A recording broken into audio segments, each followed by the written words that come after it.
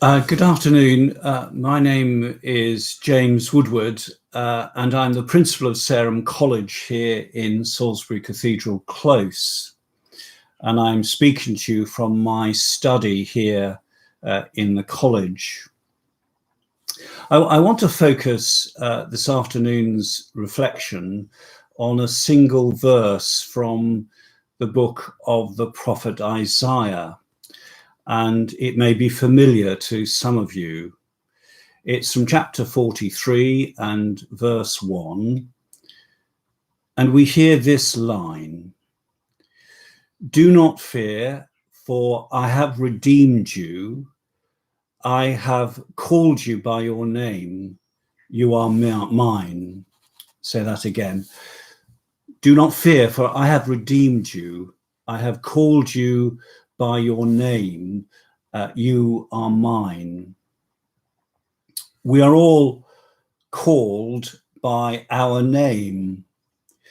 We belong, we are known, and I guess we all matter. But look, names aren't always easy to remember.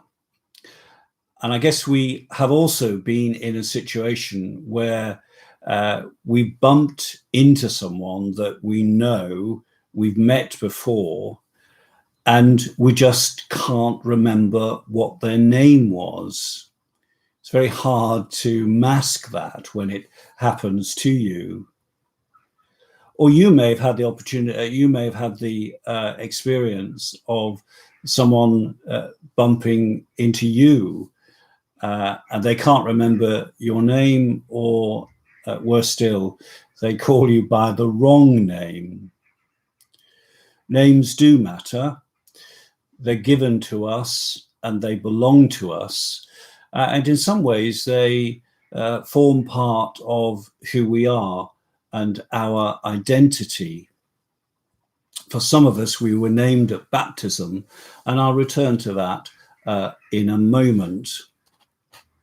We live in a world where everything has its name, and we like giving names to all kinds of things. Our houses, our pets, of course, have names. Some people, I'm told, even give their cars names.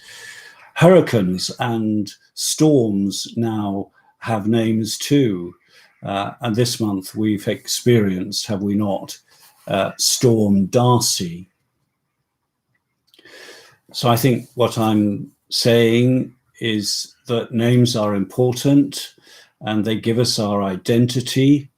They say something about who we are.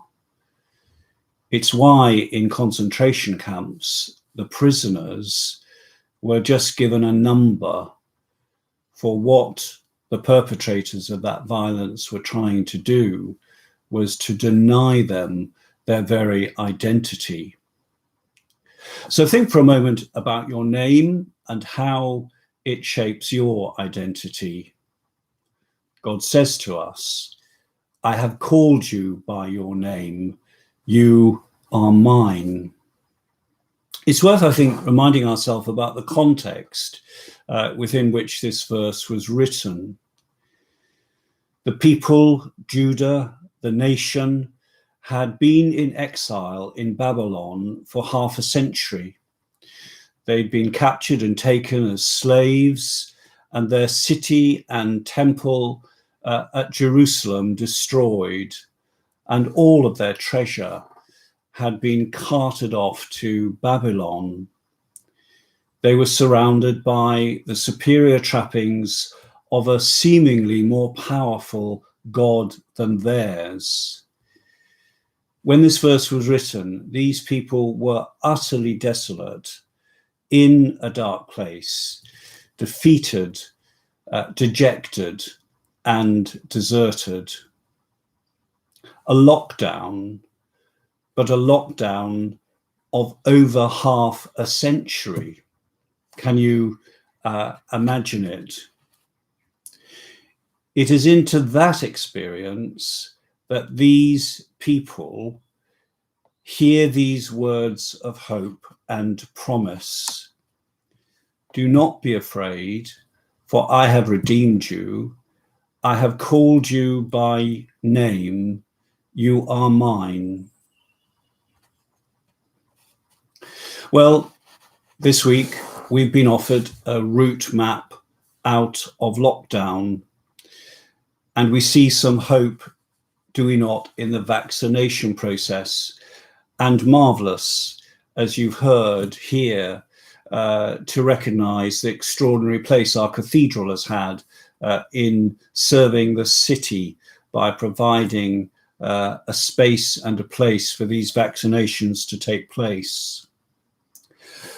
But amidst the hope of this lockdown ending, I think it is important to hold and name the challenges, the darker places, our uncertainties and anxieties about these days. They have been tough. Plans discarded, jobs uncertain, deprived of company and friends, and those many things which we admittedly take for granted, but do bring us to life. These are dark days, and I think we shall need to lament what we've lost, including, of course, so many lives to this pandemic. I was listening to a friend last week whose faith had been shaken, and there were so many questions for her. Where is God in this? How am I to make sense of the sheer unpredictability and chaos and randomness of COVID? So as we name the lament and what our identity is, we ask where this might take us. Who are we? Most of us strive to find our true human identity over the course of our lives. It is a process of discovery, of learning and relearning who we really are and who we would like and aspire to be. At every baptism, we celebrate our true identity. And it's this, that God made us, that God loves us, and that God has redeemed us by the life and the death and the resurrection of Jesus, his Son. And it is this God that calls us into his heart of love. We are created and loved and redeemed and called by name. These are extraordinary claims, but how important it is that we should hear these words and take them to heart and live from within their beauty and security. Because no matter whatever else may happen or occur to us, no matter what we discover about ourselves, these things are things that really matter. These are the identifying attributes that will abide throughout our lives and into and through death itself. God made us, God loves us, and God has redeemed us. And we, in our turn, try as best we can with all our heart and imagination to live within that security, that naming of our purpose. So thank you for listening. Whatever your names are, I hope and pray that we will be able to name and be heard in the naming some of the losses and changes and difficulties of this pandemic. But above all, I hope and pray that we will listen and know the name of God who loves us and cherishes us and cares for us, come what may.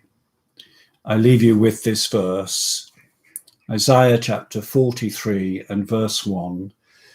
Do not fear, for I have redeemed you. I have called you by name. You are mine.